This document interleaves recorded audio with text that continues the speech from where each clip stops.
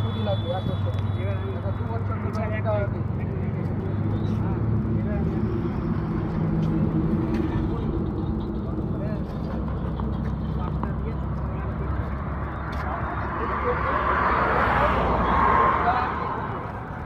তোমাকে ইন্টারেস্ট লাগবে 16 নিয়ে এলো তো ওটা ধরো যে 10-12% কমে যাবে, বাকি ওই টাকাটা তোমাকে লাগবে।